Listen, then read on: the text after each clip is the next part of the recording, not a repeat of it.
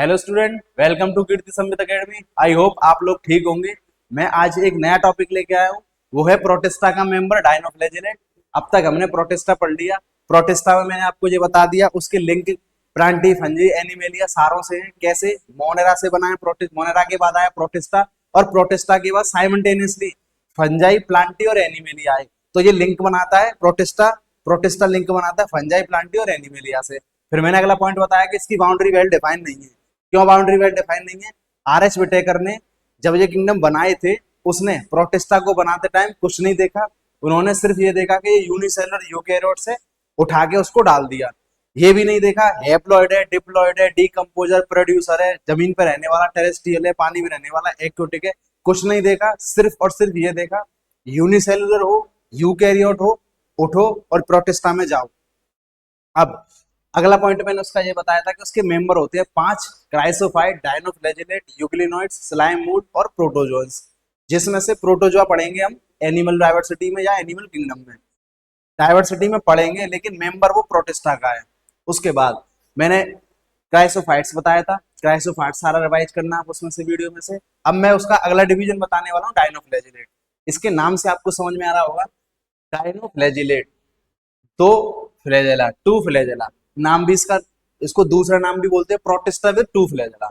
इसको पढ़ाते टाइम आप याद रखिएगा। मैं आपको जो जनरल कैरेक्टर बता दिए वो रिवाइज नहीं करूंगा। उसमें क्या क्या बता दिया था मैंने आपको। इसकी सेल वॉल होती है वो सेलुलोज की बनी हुई होती है, और असेक्सुअल रिप्रोडक्शन होता है इसमें बाइनरी फिशन से। बाइनरी फिशन में थोड़ी सी नई बात है कि जो बैक्टीरिया का बाइनरी फिशन है ना, हमने बैक्टीरिया में बाइनरी फिशन पढ़ा था, और इसके बाइनरी फिशन में क्या डिफरेंस है। बाइनरी फिशन होता है इसमें sexual reproduction through binary fission. Bacteria के बाइनरी फिशन में होती है अमाइटोसिस, अमाइटोसिस। और प्रोटिस्टा के बाइनरी फिशन में होती है माइटोसिस। ये इनमें बेसिक सा डिफरेंस है। प्रोटिस्टा भी बाइनरी असेक्सुअल रिप्रोडक्शन करते हैं थ्रू बाइनरी फिशन, मोनेरा भी करते हैं asexual reproduction through binary fission. दोनों में अंतर क्या है? प्रोटिस्टा के बाइनरी फिशन में माइटोसिस होती है, और मोनेरा के बाइनरी फिशन में अमाइटोसिस होती है। माइटोसिस क्या होती है, अमाइटोसिस क्या होती है, मियोसिस क्या होती है, ये सारा हम सेल बायोलॉजी पढ़ेंगे। उसका अगला सेल बायोलॉजी के बाद चैप्टर आता है सेल डिवीजन, उसमें सारी चीजें अच्छे से डिटेल में पढ़ेंगे। अभी के लिए सिर्फ आप इतना याद रखिए, प्रोटिस्टा में जो बाइनरी फिशन होता है वो माइटोसिस होती है उसमें।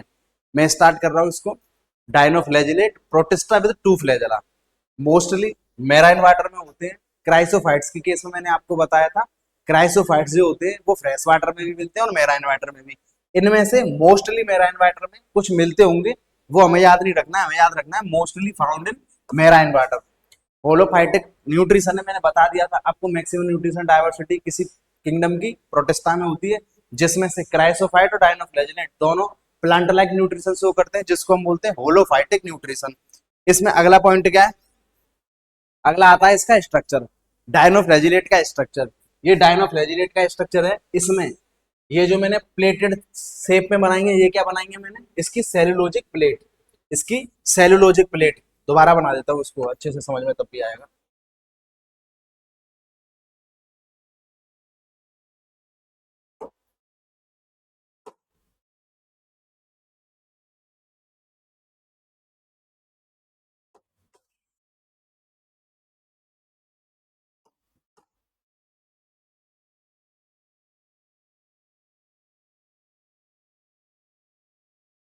ये इसकी शेप होती है, इसके बीच में सेंटर में कुछ पॉइंट होते हैं इस टाइप से। ये एक ग्रूव होती है, खांच बोलते हैं हिंदी में जिसको, ग्रूव। इसमें से दो फ्लैजर निकल रहे होते हैं, एक निकलता है ट्रांसवर्स, एक निकलता है लॉन्गिट्यूडनल। ये है ट्रांसवर्स वाला, ये है लॉन्गिट्यूडनल वाला। और इसमें सेलुलोज की सेल वॉल होती है, जो कि प्लेट की फॉर्म में अरेंज होती है। ठीक, देखो ये दो फ्लैजेला निकल रहे हैं, ट्रांसवर्स फ्लैजेला और लॉन्गिट्यूडनल फ्लैजेला। दो फ्लैजेला है इसलिए इसको बोलता है प्रोटिस्ट विद टू फ्लैजेला और डायनोफ्लैजिलेट। इसमें सेलुलोज होती है, सेलुलोज की सेल वॉल होती है।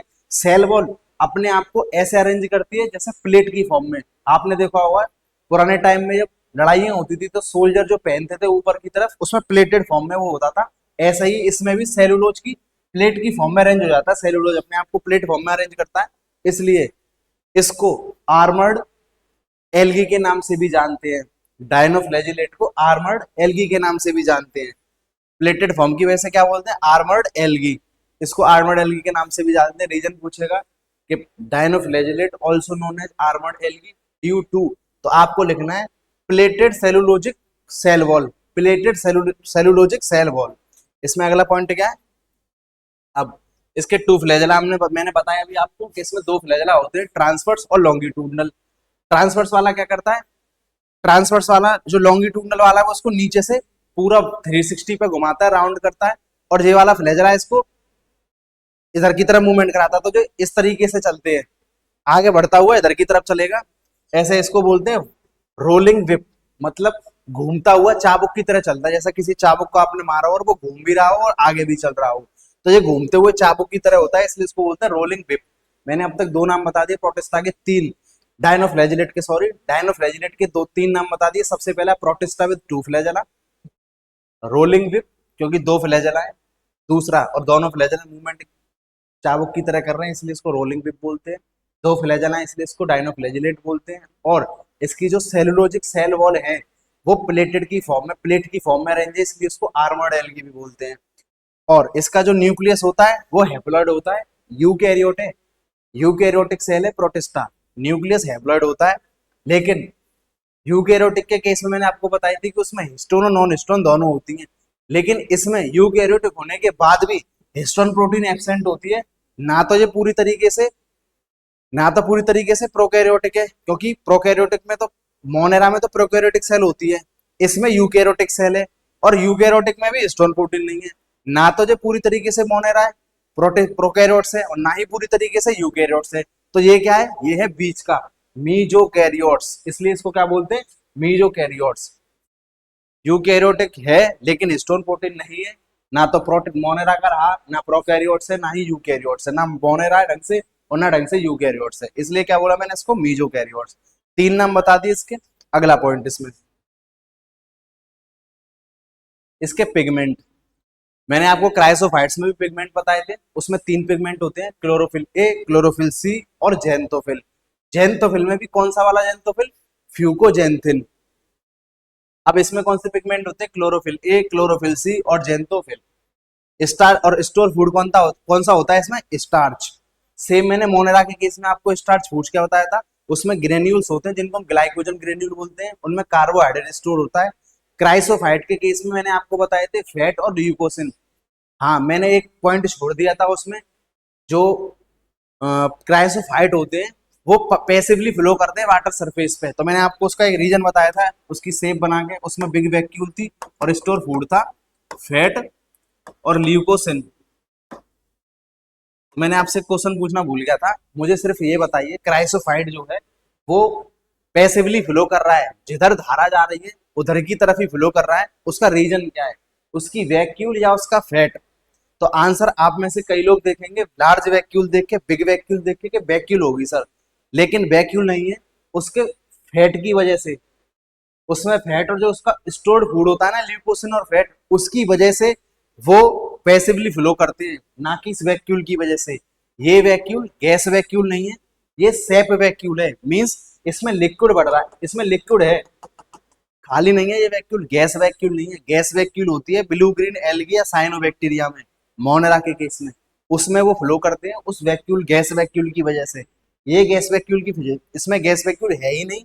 इनका अगर रीजन पूछ ले कि इनको प्लैंकटन क्यों बोलते हैं, क्योंकि ये पैसिवली फ्लो करते हैं, और पैसिवली फ्लो क्यों कर रहे हैं, अपने स्टोर फूड की वजह से।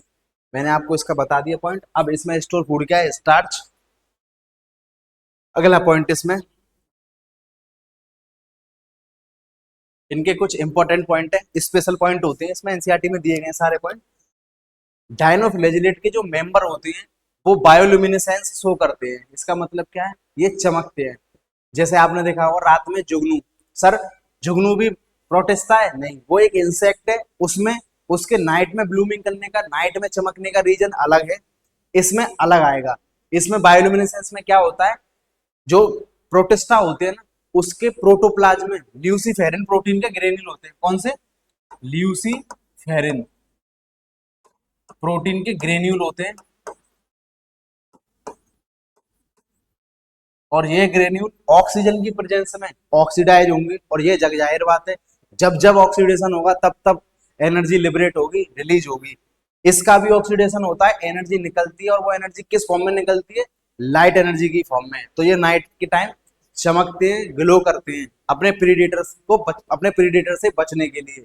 आप बोलोगे सर लाइट निकल रही है तो वो तो अट्रैक्ट करेगी, ये इंसानों के केस में होता है ऐसा, हम इंसान हैं इसलिए वो हमें अट्रैक्ट करेगी, ह्यूमन बीइंग हमें अट्रैक्ट कर सकती है, लेकिन प्रीडेटर के लिए कर रहा है वो, किसी इंसान के लिए नहीं कर रहा है जो आप उसकी तरफ अट्रैक्ट हो जाओगे। बायोल्यूमिनेसेंस क्यों शो कर रहा है? अपने प्रीडेटर से बचने के लिए, उसको डराने के लिए। एक इसका मेंबर होता है गोन्यूलेक्स, इसमें बहुत सारे कलर होते हैं, येलो, ग्रीन, रेड, ब्लू, लेकिन कौन सा कलर कौन से मेंबर का हो, ये किस बात पे डिपेंड करता है? ये इस बात पे डिपेंड करता है कि उसमें जो कलर मिल रहे हैं उनमें से डोमिनेंट कौन सा है। तो गोन्यूलेक्स जो होता है उसमें रेड कलर डोमिनेंट होता है, मैंने इसलिए रेड कलर से भी लिखा है इसको। गोन्यूलेक्स में रेड कलर होता है, और ये सी वाटर की सरफेस पर रैपिडली मल्टीप्लीकेशन करता है, बहुत सारे डिवीजन करता है रैपिडली। रैपिड डिवीजन करने की वजह से वहां पे पूरा ब्लूम बना देता है, उसको बोलते हैं एल्गल ब्लूम। आप देख रहे होंगे एल्गी, एल्गी है, लेकिन यूकैरियोट में क्या कर रहा है, प्रोटिस्टा में क्या कर रहा है, रीजन यूनिसेलुलर यूकैरियोटिक है, एल्गी होने के बाद भी किस में है, प्रोटिस्टा में। एक बात और होती है, गोन्यूलेक्स ने सी वाटर सरफेस पे मल्टीप्लीकेशन की है, रैपिड डिवीजन की, मल्टीप्लाई की, उससे बनी इसका नंबर बढ़ गया जिसको हम बोलते हैं एल्गल ब्लूम। उसके बाद अब जब इसकी बहुत सारे नंबर हो जाते हैं, एल्गल ब्लूम हो जाती है, तो जब लहरें चलती है ना, टाइड चलती है, तो वो भी रेड कलर की दिखती हैं, इसलिए गोन्यूलेक्स को रेड टाइड के नाम से भी बोलते हैं। अगर रेड टाइड कहीं लिखा आ जाए तो red tide related to Gonyaulax, algal bloom, rapid division, rapid multiplication और रेड कलर का सिंबल आए तो गोन्यूलेक्स, एल्गल ब्लूम। साइनोबैक्टीरिया भी शो करते हैं, लेकिन इसको कैसे पहचानना है? सी वाटर सरफेस देगा, रैपिड मल्टीप्लीकेशन देगा, या रेड कलर देगा। तो आपको समझना है इस बार एल्गल ब्लूम किसके द्वारा बनाया गया है? गोन्यूलेक्स के द्वारा। और रेड टाइड दे देगा तब भी क्या है? गोन्यूलेक्स। मैंने आपको प्रोटिस्टा बता दिया है, प्रोटिस्टा के दो मेंबर अब तक हमने रिवाइज कर दिए। सबसे पहला मेंबर कौन था इसका?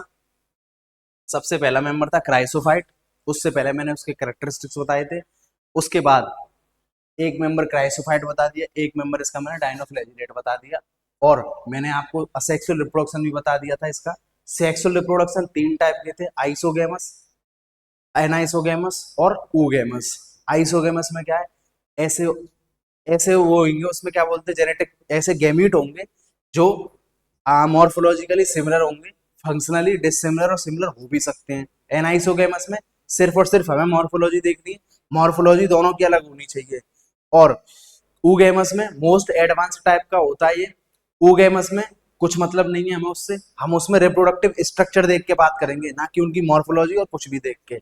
जैसे मॉर्फोलॉजी और उससे क्या मतलब, जैसे हो सकता है मेल गैमीट मोटाइल हो और नॉन मोटाइल फीमेल गैमीट हो, लेकिन ये बने किस में होंगे?